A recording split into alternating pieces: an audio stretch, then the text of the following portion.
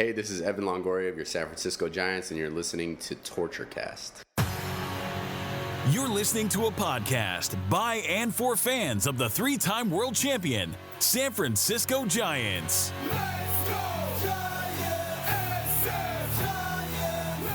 With hosts Chad King and Eric Nathanson. This is Torture Cast.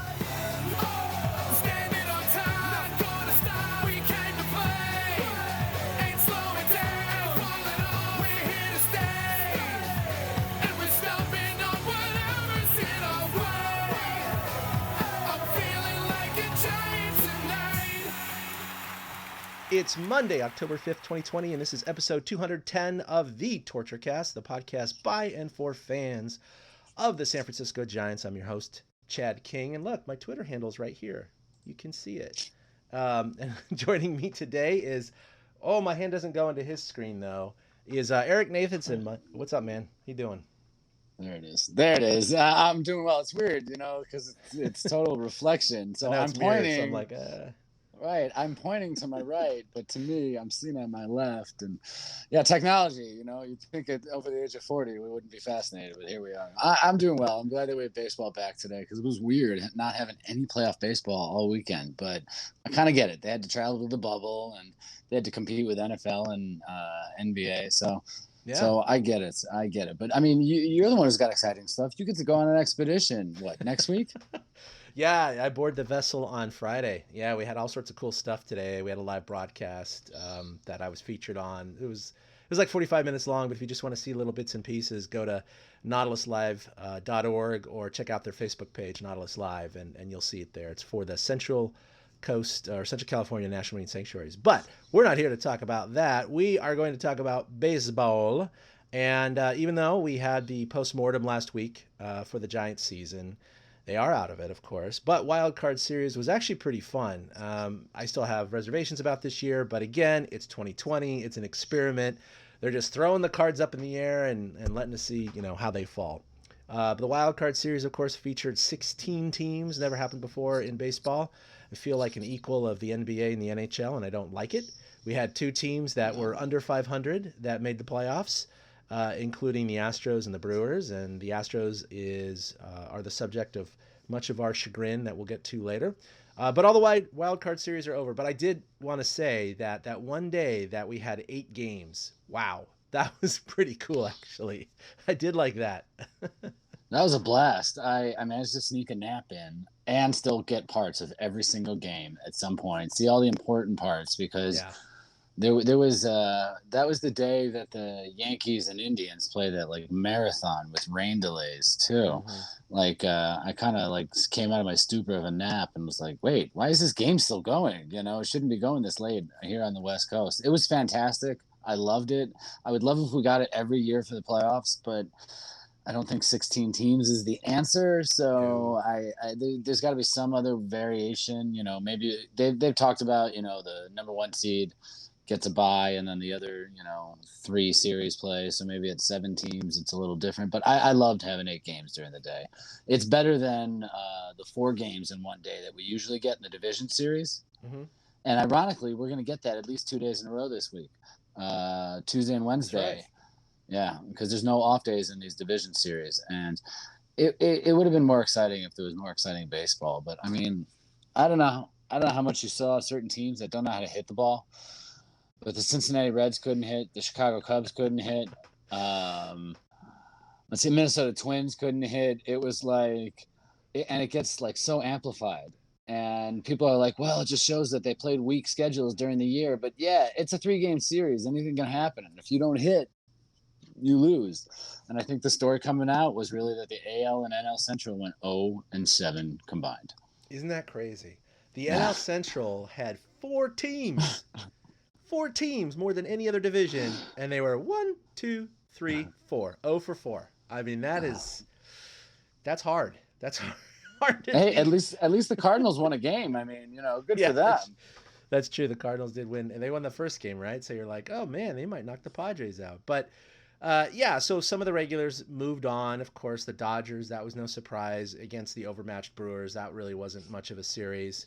Atlanta just trounced the Reds. I mean, don't get me wrong. One game went extra innings, and it was a marathon. And it was a pitcher's duel. And to be honest, the Reds should have won that game 3 or 4 times. Like 4 different times. They had the bases loaded, runners at first and third, runners at first and second. I mean, they had 4 or 5 innings where they had runners in scoring position with no or one out, and they could never knock them in. And you would have thought that they were using the rule to start a runner on second during those extra innings, because the Reds had base runners in traffic every single inning. Every single inning. And if they had just knocked one of them in, they probably would have won. But alas, that was a great game by Trevor Bauer as well. And he admittedly probably threw them, the offense a little under the bus after the game with his post-game comments, but that's what you need to expect from Trevor Bauer. I'm just bouncing around here.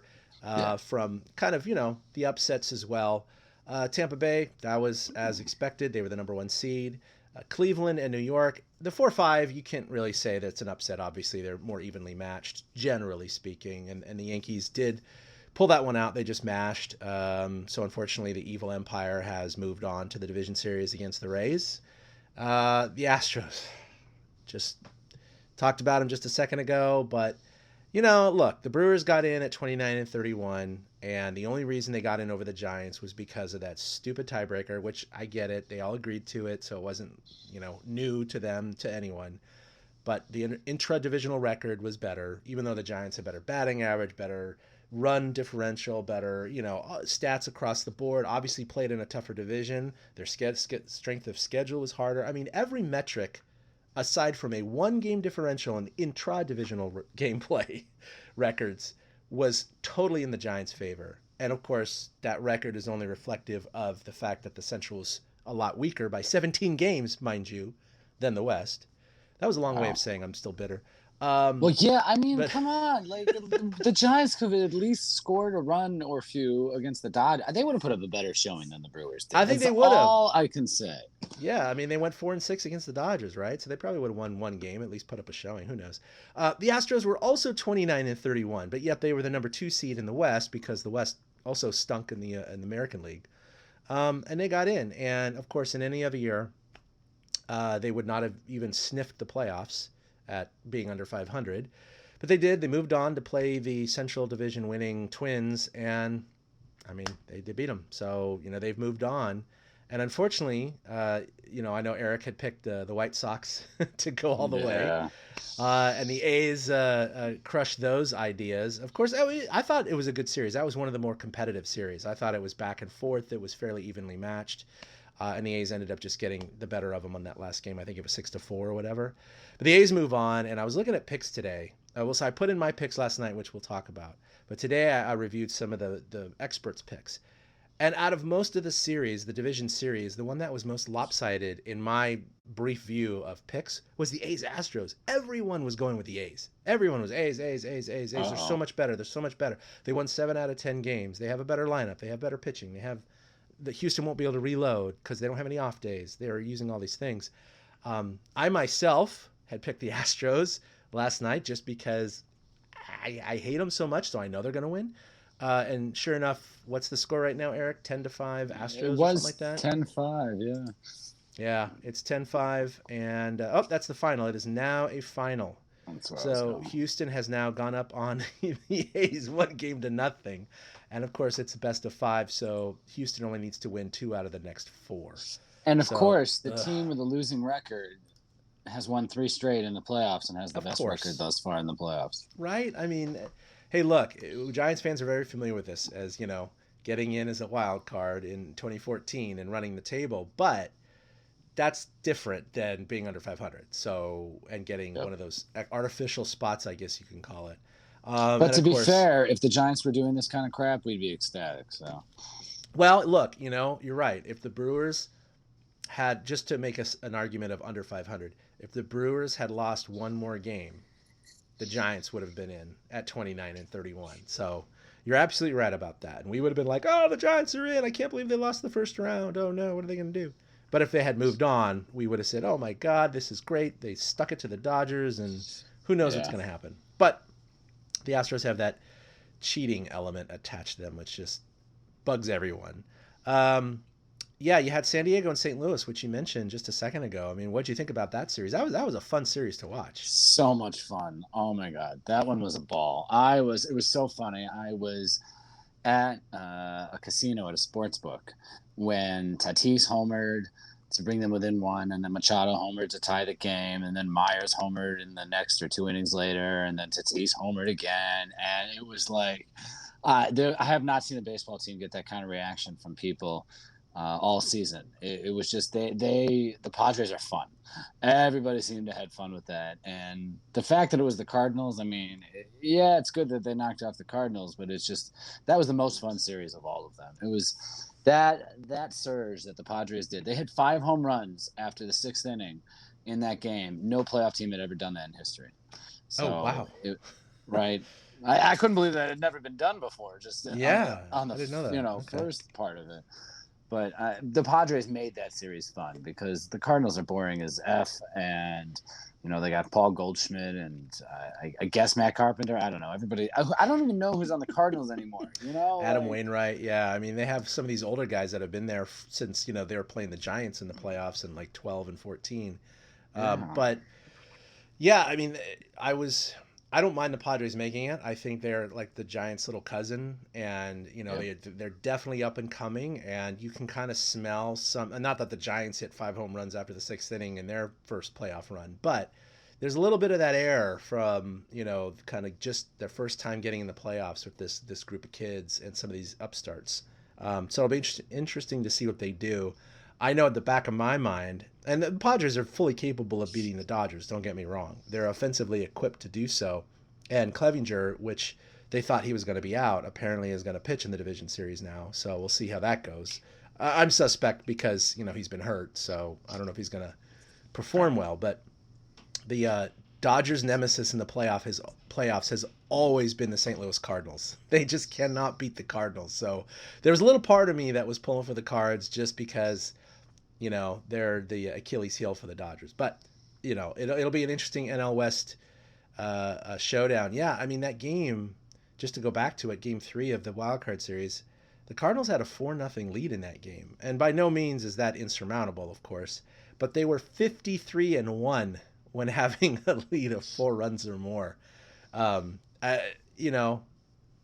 I mean, not this year, but it happened. That's the best part about this, though. Yeah. We never know what's going to happen with these kind of games. And I love the new blood with the Padres. We need new blood. I mean, look at these teams. The Rays are kind of new blood, but they've still been there. The A's are kind of, but they've still been there. The Braves, this is like their 3rd year, 4th year in a row in the playoffs. The Marlins are new blood, but aside from the mascot, Billy the Marlin, I couldn't name anybody on the Marlins. So, Don Mattingly is still managing over there. I was going to say, it was a bit shocking. We got Derek Jeter's the owner. Don Mattingly's the manager. Wait, player? Oh, you want me to players? Oh, I know. I know who Sixto Sanchez is now because apparently he's the young stud that's like the Pedro Martinez Jr. that they've been touting there. But I don't even want the Marlins necessarily, but it'd be nice to just have some different things. That's what makes the Padres so refreshing. I don't care if Tatis is flipping his bat 10 stories in the air. I don't care. No. These guys, they're having fun at this point, and the Padres present us with a new option, but I wish Dodgers-Padres was a 7-game series. I really wish it was the LCS. I wish we were getting this to decide the World Series, but, it's weird that they all fell in line. West versus West, both AL and NL, and then East versus East because, the Central. Just so it's almost weird that they're like true division series in a sense this year. They are, yeah, and we were just mentioning that none of the 4 NL Central teams made it past the first round, but the same thing in the AL. You had the Sox, the Twins, and the Indians. You had 3 teams in the Central all get bumped too. So, like you said, 0 for 7 for Central teams. That's hard to do. That's just weird. It's a statistical. Yeah, I mean, obviously we've never seen a playoff structure like this, but I don't recall seeing anything like this before. And like I said, it's easy to say, well, obviously they had a weaker division and they weren't as good as the other teams. But these are 3-game series we're talking about. Yeah. You get one ball bouncing one way, it starts an avalanche of an inning, and if you're not fielding or you're not hitting, you're screwed and you're out of the playoffs. That's what made this so exciting this year, but I don't know if I'd want to revisit it. Did you like having this many? I mean, was it too much to keep track of? Did you like this going forward, or do you think if they cut it down by like 1 or 2 teams, they might be able to get it right? The only thing that I would entertain, from my opinion, my point of view, for the playoffs is what you had mentioned earlier, the number 1 seed getting a bye in the first round. I think that could give some play, especially down the stretch when a team or several teams have locked up their division, and they don't care too much if they're number 1 or 2 seed. And in fact, a lot of times a team may jockey or want to be a number 2 seed or even a number 3 seed, depending on better what matchups. they think their matchup is going to be. Yeah, I mean, you're going to play maybe a lower seeded team as number 1, but it might be a team you just don't play well against because they have your number or whatever, or they have some lefties that dominate you or whatever it is. So, I think adding in that number 1 bye would be really, really good. I mean, the only problem with that again is, imagine again 2 teams tie for first place, and then they got to do the head-to-head record, and it's skipping a whole series based off of like a win difference or something is a little harsh. But again, I would still take that because it would give a little bit of motivation to these top seeded teams to go for that number 1 spot. Other than of course, currently they get the home field advantage all the way through the World Series, and that is valuable in a normal year. Not as valuable this year, since they're playing at neutral sites. But yeah, normally we have 5 teams from each league. I would entertain 6. I would keep the same playoff format, add an extra team, and then bump the number 1 seed up. So I think what you would do in that case is you just have the number 2, 3, 4, 5, 6. And then you'd have the 2 6 seeds again play the 6 and 5. I know I'm confusing everything here. Basically have the same wild card system that we had before, except expand that to 3 games. I'd like to see that as a 3-game series instead of a winner takes all. And then the winner of that goes into the rounds. But yeah, I see my flaw in my logic here with the number 1 seed skipping. Well, you get what I'm going for. I don't like 16 teams in there. I don't like. No, I don't either. I think they might end up settling on 14 and doing the bye and having 3-game series, like the 2 versus the 7, the 3 versus the 6, the 4 or 5 again, and take the 8 seed out of it and bypass the 1 into the division series. Yeah, it's like football. That's what they're doing this year with football. There's only 1 bye now. And so teams have to fight not to have to play that first weekend, not to have to, in baseball, it's teams have to fight not to have to use up their pitching the way they don't necessarily want to have to use up their pitching. And I like that wrinkle of the bye just because you're right. Teams don't necessarily play for the number 1 seed. Baseball is a sport where if a team is confident in itself, it'll say, I can win no matter where we are. It doesn't matter as long as we have the right matchups. Matchups mean more than home field advantage. Regardless of batting first, batting last. So I like that idea. I thought it was fun having these 3-game series. And after these 3-game series, I don't want any more single wildcard games. I do want at least a 3-game series. I think it was a little more fair this time. The A's were a better team than the White Sox. They showed it. Who was the other one? The Padres were a better team than the Cardinals. They showed it. They just happened to lose the first game. And so they were able to recover instead of just losing that 1 game. And that's what I kind of liked about it. So, I mean, it's made for fun. Now we start the regular playoffs.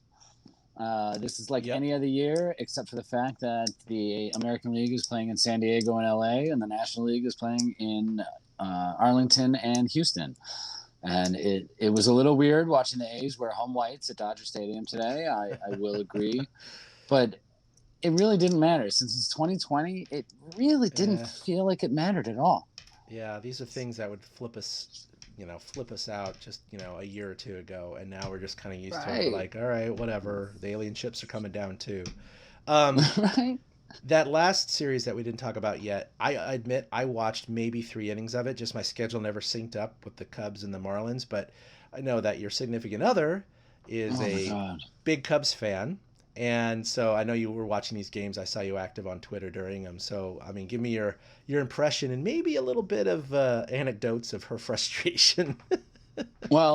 Thankfully, she was sick on Friday when they did the game 2, and she slept through most of it. She kind of woke up right when the Marlins hit their homer, I think, to take the lead. It was some of the most boring baseball I've ever watched. Really? It was horrible. It was like a September game between two teams that are 25 games out of it. Nobody could hit. Like after game 1, my wife already wrote them off. She was like, "That's it, they're done." And everybody wants to break up the Cubs. They don't know how, and there's talk that Theo might step down. But everybody wants to break up the Cubs, and even my wife's like okay with that. She's like, "Don't trade this guy and don't trade that guy," but I don't care about everything else anymore. Yeah. Cubs fans have reached that 5-year window, end of it. You know, they've reached 17, 18, 19, and 20. So 4 years since they've reached the end of that window where they're like, okay, these players didn't do it again. Let's try something new. You know, so she was frustrated, but I mean, when your team has hit as badly as the Cubs have for 2 straight years, you kind of expect it. You know that feeling we have going into Giants games when we just know they're beat. You know, when the game starts and they seem lethargic and they never seem into it. That's what the Cubs were the entire series. Really? Yeah. No, they just looking at the box scores and the highlights. Yeah, it looked like they just got nothing. They scored 1 run, I think. The Happ home run. I think that was the only run they scored, if I recall correctly. Wow.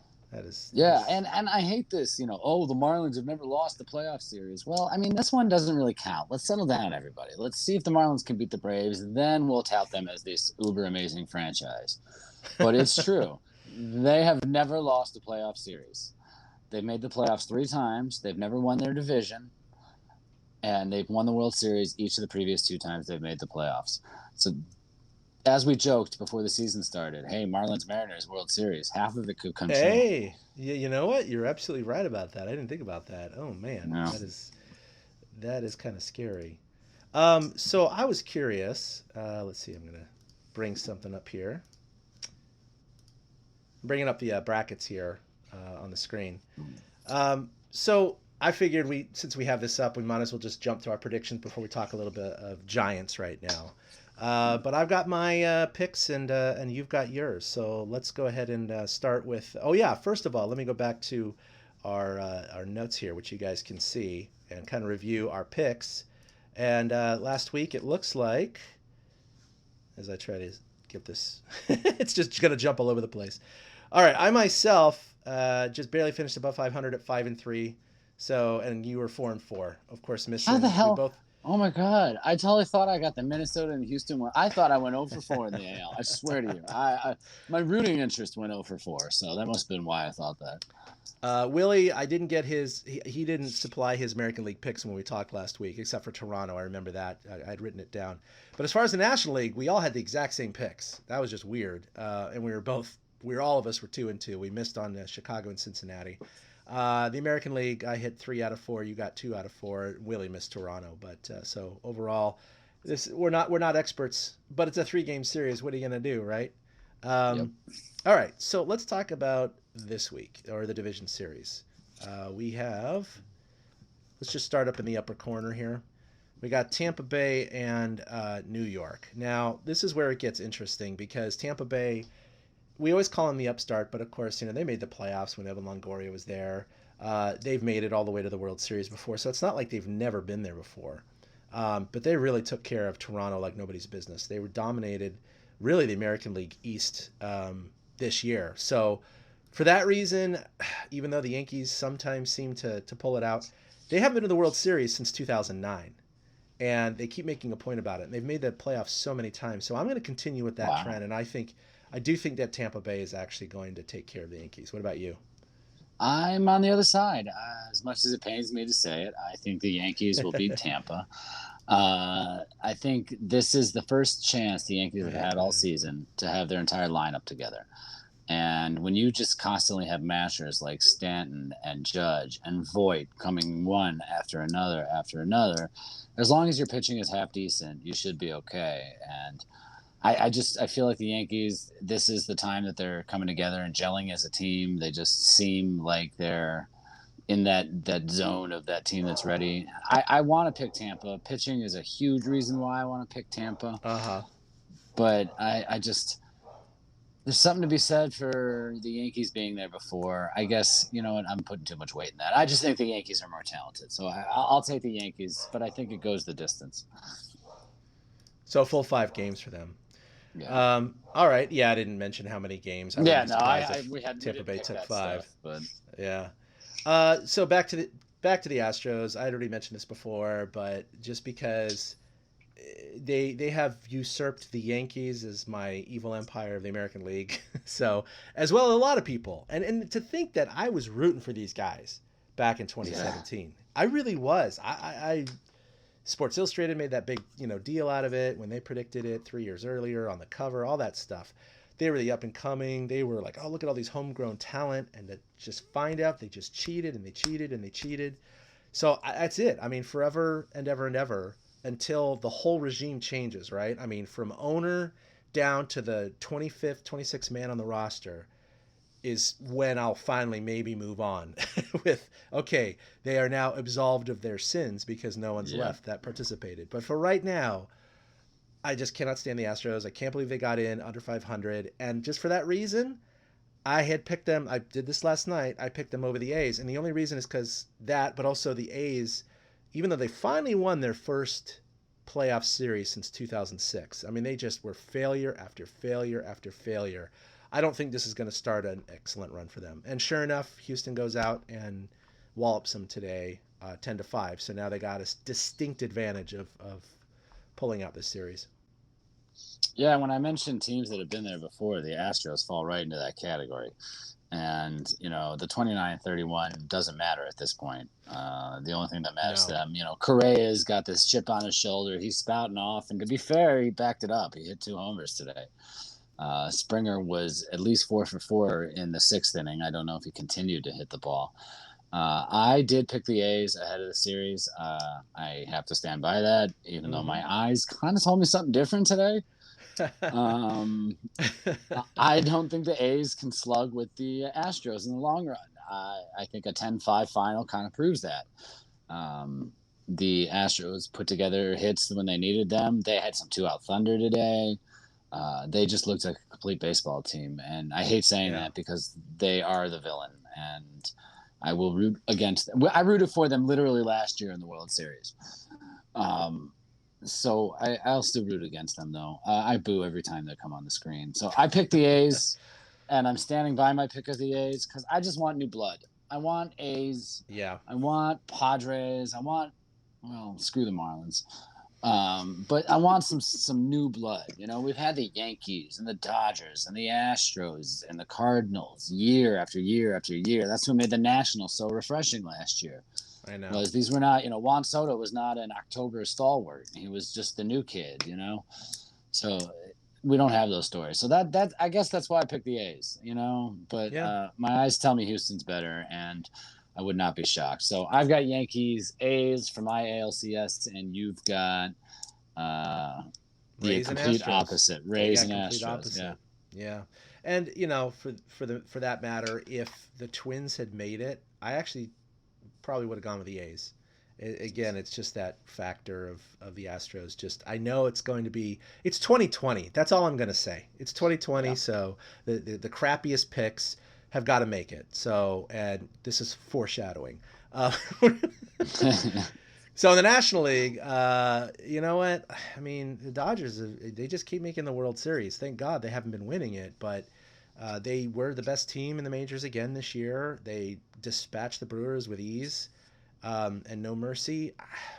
The Padres are great, don't get me wrong. And again, like I said earlier, I would not be surprised if the Padres beat the Dodgers, especially it is a short series still. It's 5 games.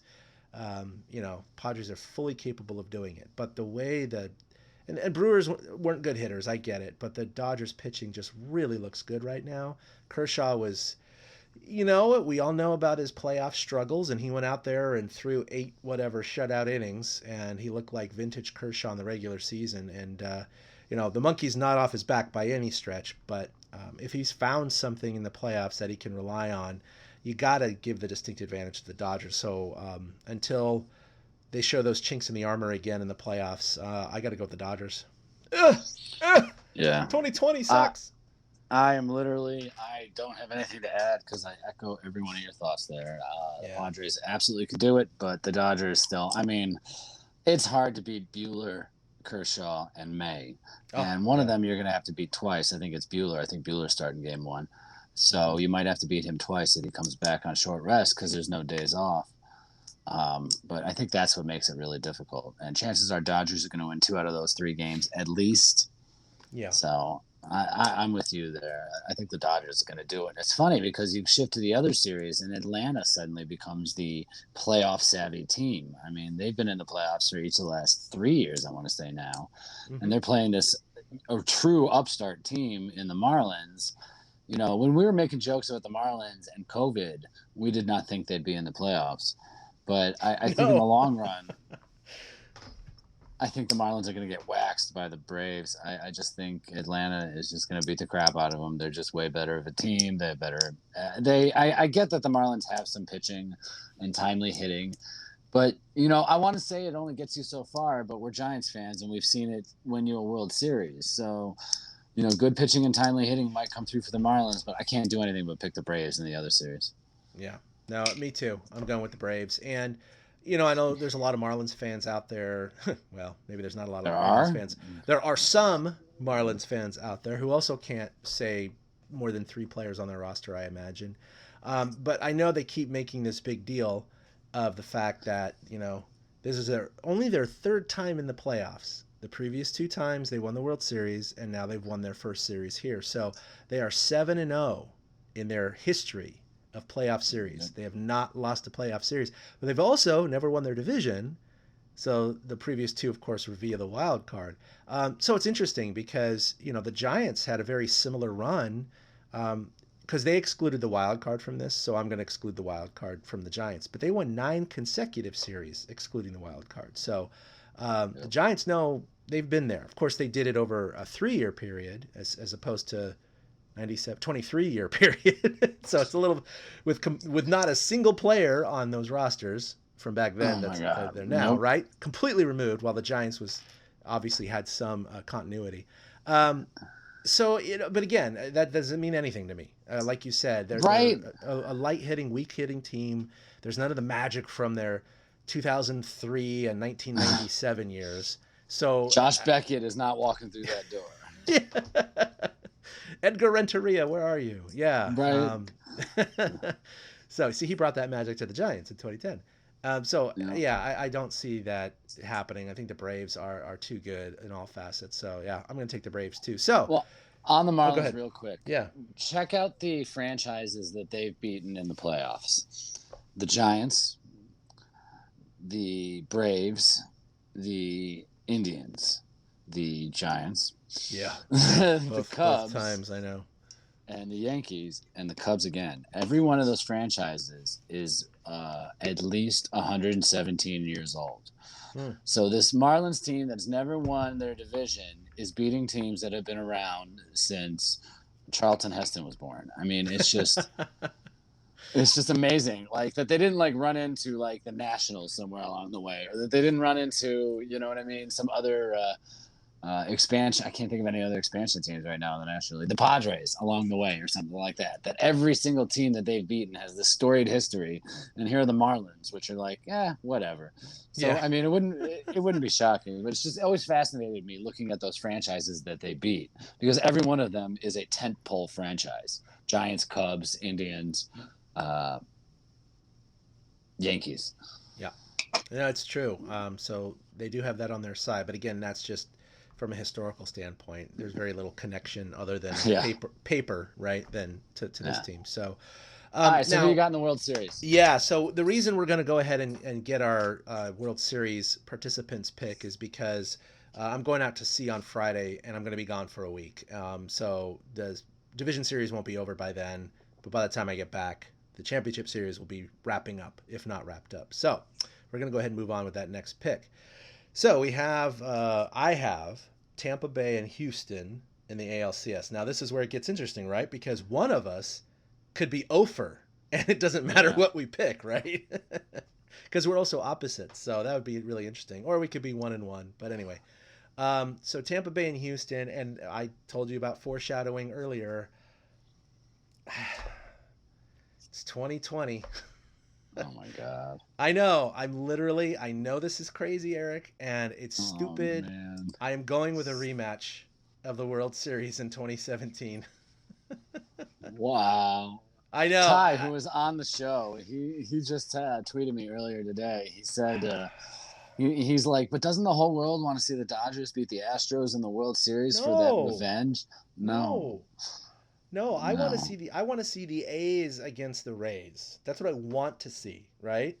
I don't want to see Yankees and Astros. I don't want to see the Astros or the Yankees in the World Series. So on the National League side, I'm going with the Dodgers again because I think they are so much better than the Marlins, and they're still a lot better than the Braves. If they get past the Padres, I just think, especially in a 7-game series, you just pointed out all of those factors so succinctly. It's, you got Buehler and Kershaw and May, and you got this lineup that just doesn't quit. They just mash the ball. And so in the 7-game series, it starts to even out a little, not even out, but really dominate on the stronger team. So I'm going Astros and Dodgers, and that just makes me sick because that is the worst World Series that I could have imagined coming into this picture. Honestly, it really is. As of right now, I got to see like A's or Rays versus the Padres or the Braves. Even the Marlins, whatever. Something. Just not the Dodgers. Just not the Dodgers. Anyone but LA and Houston, and that's unfortunately what I'm going with. So. Yeah, obviously I'm not taking Houston because I think I took the A's and Dodgers, so I also have a World Series rematch. Mine's from 1988. Yes. But I don't think anybody, the corpse of Kirk Gibson's probably not coming through that door. So I chose the A's. So I am somewhat regretting choosing the A's to win it all after watching Game 1 of this division series. But I'm not a hot take guy. I don't knee-jerk react all the time. So I'll just stay the course and expect that the A's are going to get it right. And I think the A's win it all against the Dodgers in 7 games. And I'm probably dead wrong. Yeah, that's true. I didn't give my World Series pick. And we'll re-pick, by the way, because we'll be having another show before the World Series starts. And we'll know the competitors then. But as of right now with our picks, I mean, either one sucks. But, of course, one sucks more than the other, and that's the Dodgers. But I do think the Dodgers are better than the Astros. The Astros won't be cheating this year. And I think there is an element to that revenge. I think the Dodgers would be completely motivated to try and destroy the Astros. And their pitching and hitting are just as good or better than ever. And they have just all that postseason experience from the last 7 years. So, the Astros do too. They have a lot. But okay, so I've gotten into this discussion. Then we'll move on to the Giants. I've gotten into this discussion. Is it better to have the Dodgers win it all in this weird shortened year than to just not have them win it? Because I get the thought that Dodgers fans will always know, but like you interact with Dodger fans, I interact with Dodger fans. They're not going to care if they win it all. They're not going to care that it's 2020. They're not going to care that it's the shortened COVID season. They'll be like, we won it all. And everybody will be like, yeah, but it was a shortened season. They'll be like, we don't care, because they won't care. Yeah. I'd rather see them go down in flames. But it would be something if Houston were to win the World Series with a losing record in the regular season. That would be crazy. And unfortunately, the bad thing about that is, you already had Correa popping off after the division series saying, like, what are y'all going to say now, or something to that effect. And it's like, winning a 3-game series doesn't vindicate you guys. Like, it doesn't mean you can't win 2 out of 3. That's not what anyone was saying about the cheating. You also don't get to have a chip on your shoulder if you're a cheater. If you're the cheater, you don't get to have a chip. All those people that are mad at us for breaking ethics and cheating, screw you. Look what we're doing. It's like, you didn't justify anything. There's nothing. So, yeah, if they were to win the World Series, then, oh my God, talk about, Correa and others just be like with their chest out, just going, yeah, what's up? Insufferable. It would be insufferable. And I know some of the Astros fans would be like, oh, we've been vindicated. I don't care what you say about 2017. We did it again, and this time it's definitely real, and blah, blah, blah. Yeah, so it stinks. I don't like my picks. I want your pick to happen. I wouldn't mind the A's winning. That's okay with me. I don't care. Again, we talked about this last week. It's like the A's are like the redheaded stepchild, where their marketing team does this, but even my friends that are A's fans do this to me all the time. They'll text and tweet at me or Facebook message me or whatever. Go, hey, how about the A's? Oh, the Giants didn't make it. And I'm like, yeah, good for them. I'm happy for them. Like, it's this weird rivalry that to Giants fans doesn't really exist. You know what I mean? Like, you're like, oh, good for you, Oakland A's. That's fantastic. You know, call us when you win a couple rings. So you know, it's just funny. It's like the A's winning the World Series wouldn't bother me at all. I wouldn't care. No, not at all. It's the whole San Francisco Oakland dynamic in general, though. Yeah. You know what I mean? Like, Oakland always feels like people from Oakland feel like they. And I know I'm not from the Bay Area, so don't rip my head off, people. But people from Oakland feel like they have something to prove. And people from San Francisco feel like the fact that they're in San Francisco means they've already proved what they have to prove. Yeah, and exactly. I think that's where it comes from. And you know, the Oakland is always just going to have that little brother stepchild, you know, oh my God, I need the love type thing. Because I don't hate. Why can you hate the A's? What's there to hate? I mean, their stadium's a toilet and they never spend money. But I mean, what else is there to hate? You can't hate the players. Oh man. So yeah, this will be fun to watch. I think we have another ALDS game, right? That just started or is about to start. We have the Yankees. Yeah, it just started. Yankee game. Yeah. Yeah, exactly. Okay. So anyway, the purpose of this episode is really to review the postseason, give our picks. There's a little bit of Giants news. We could talk about it for an hour, but that would deal with so many what ifs and what do they need and all stuff like that. So I just wanted to address a couple of things that popped up this week. Zaidi and Larry Bear and others had their end of year press conference over Zoom.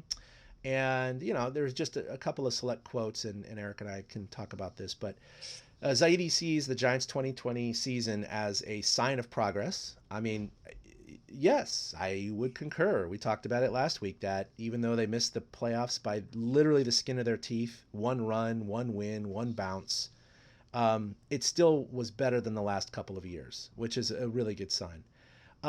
Asked about needs, Zaidi said that he always felt the Giants were one left-handed bat short. And so he hopes to add a veteran to the bullpen mix as well. And then, of course, he stated that starting pitching is a big need. And really that's addressing the free agents that they may not be able to retain this year. And that's going to be kind of sad because, you know, Drew Smiley and Gossman and others that proved very worthy this year, even though Smiley was injured at the beginning of the year, you could see them as being very valuable pieces to the starting staff next year, especially now that, you know, Cueto's shown some serious tread wear, I'd say, this year. The Shark is gone, obviously. You know, Logan Webb had some serious mental issues or whatever it was coming down the stretch. So everything's up in the air in terms of their starting rotation. So, I mean, I think he's going to make it a priority to hold on to those guys, but at the same time, you're probably going to have bigger bidders come in and get those guys, just based on the small sample size. And you know, they're $80 million. That's the estimate. They're going to be $80 million under the CBT tax or the collective bargaining tax. And so that is the largest room that they've had in years because they're getting all these old contracts off the decks. And we all understand what's happening, right? It's all those trades and claiming players off waivers. And he turns, you know, free agent signings into 3 minor leaguers. I mean, he's been doing a good job with all of that magic, and it takes time for that to develop, and not everyone's going to be a home run, but in the same time he's reducing that payroll, so when they do want to spring for that prize free agent, they'll have that ability to do it. But I don't know, is there anything? Oh, and the final thing was that the COVID-19 obviously affected the bottom line for all of sports and all the businesses and the economy in general, but baseball didn't have any ticket revenue this year. They're going to have the playoff TV package, but that's about it. So teams are going to have less money next year, and it may impact the next few years. Now, overall, that might depress the market value of everyone, but at the same time, it's going to limit how teams can spend, at least if it were a normal year. So a big left-handed bat, Eric. I mean, who do you think is even out there? Because that's the other thing. They specified that it wasn't like a starter. They said it would be a utility platoon guy. So they were talking about like Tommy La Stella. They were talking about a left-sided infielder that bats left-handed. And so I was like, well, gee, how is that going to push you across the finish line? I don't know. I just, that's such a small addition. I don't see how that's going to going to help that much. I mean, pitching, you mentioned it with the Gausman and Smiley. I would think that would be the priority. I said it before we came on. Literally everything that's listed: pitching, a left-handed bat, it's veteran bullpens. It's the same thing every team wants every year, and the Giants do lack some of those things. I mean, we Zaidi, I agree, signs of progress, but we can't discount the fact that Zaidi's willing to go after the big name. I don't know who the big name free agents are this year, but he's also willing to go after him. I mean, he courted Bryce Harper. They were willing to throw Bryce Harper a ton of money, and he decided he wanted Philly instead.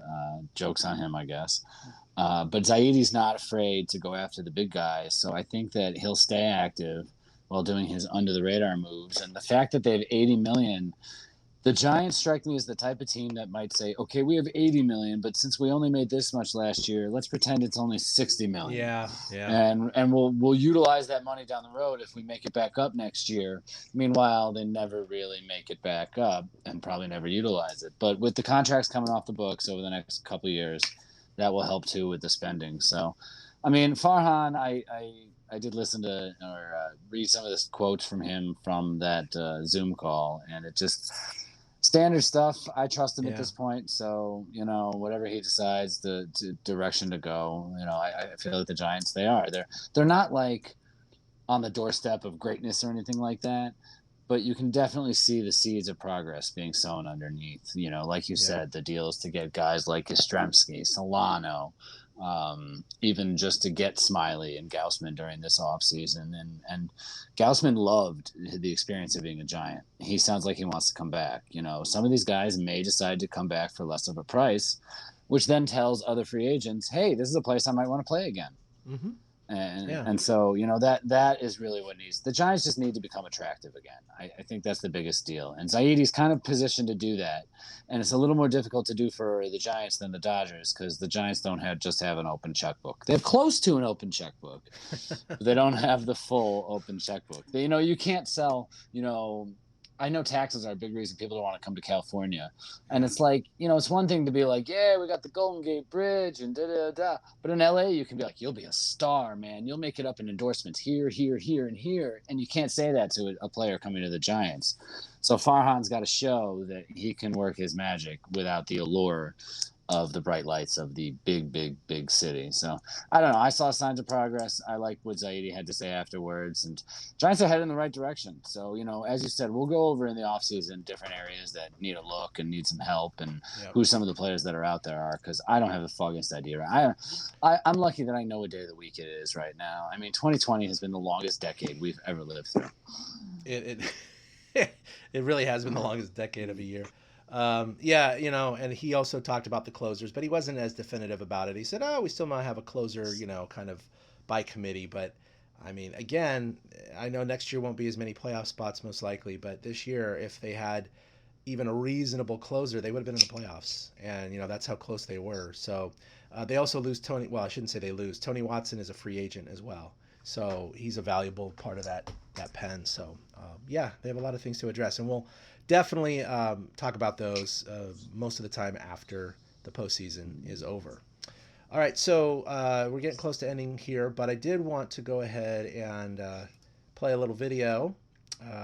Many of you may have seen this already, but it's from the San Francisco Giants, narrated by our own Mike Krukow, and this is just a big thank you to the Giants fans for the 2020 season. Giants fans, you made this 2020 season remarkable. Our gates are closed, so what do? You don orange and black at any time. Nice. You make garlic fries at home.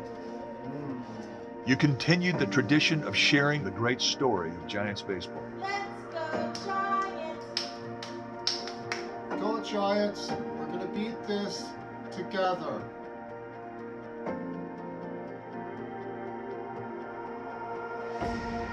You fill the ballpark anyway. We miss having you here, of course. Miss seeing you catch foul balls, giving Lucille a hug, bringing the first-timers. But within Oracle Park, know that we can feel your spirit. Feel your ovation after a game-ending strikeout, after a walk-off, a nice grab, after a win. We can all feel it.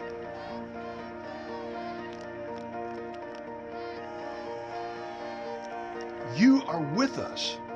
For every pitch, every play, every memory.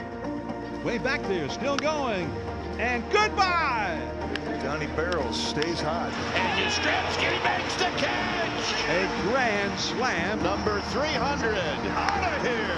And listen to these cutouts. You were with us when the game was on the line.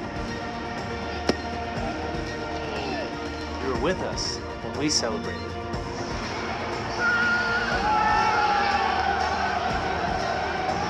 And we know you're still with us now. We always say that you, Giants fans, are the best in the game. Play ball. Play ball. Play ball. Play ball.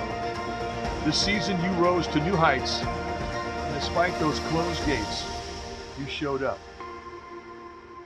We miss you and hope that we will all be reunited very soon.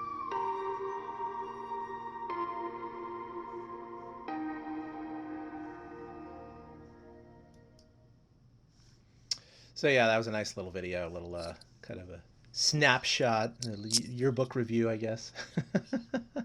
But I hadn't watched that before. Yeah, no, it was nice. You know, it would have been a lot nicer making the playoffs. But it really, when you look back at this, I mean, Eric, you know, we don't know what 2021 is going to bring, and that's the problem. We may be starting in April with the same situation. We really don't know. We really don't know. And I would hope that by the end of the year, you know, the gates are open again for fans, because doing this 2 years in a row is going to be, you know, a lot harder.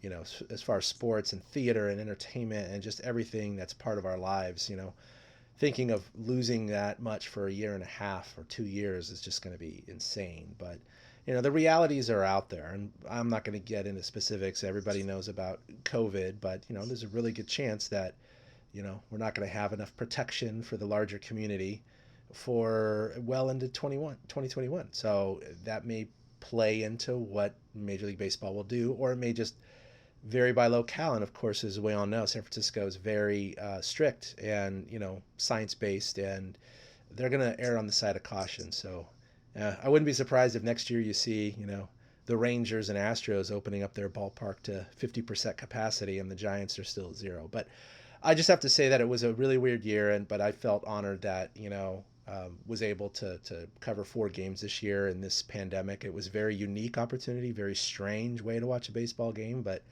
it was still kind of cool. Something I can look back on and go, wow, that was weird.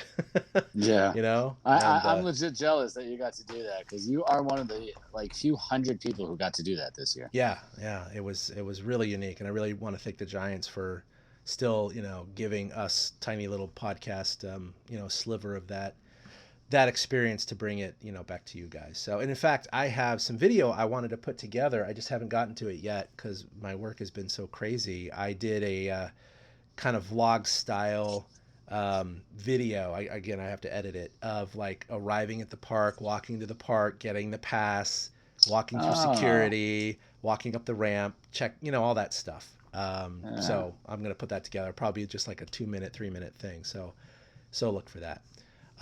So as we wrap up here, coming up, of course, we got the division series that started today. The Yankees and the Rays, I believe, are tied at 1 right now. That's what I saw. Yeah, tied at 1 in the top of the first. They're exchanging blows already.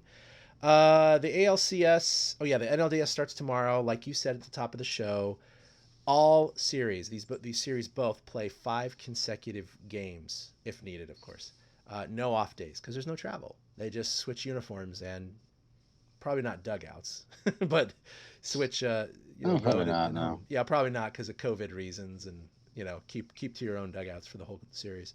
The ALCS starts October 11th, I believe that's Sunday, and the NLCS starts next Monday, October 12th, and then the World Series starts October 20th. So I'll be getting off the boat on October 16th. So yeah, it'll be kind of when the CSs are starting to wrap up. So we're not going to record until probably just before the World Series. but it's going to be cool. So yeah, I'd say go to nautiluslive.org. We're going to be streaming out our marine deep sea research stuff. It's really, really cool stuff. We're going to go look at octopus mothers that are brooding their young, and a dead whale that fell to the seafloor that's covered in scavengers, and go back there. It's October. It's near Halloween. Why not look at something ghoulish, Kind of cool.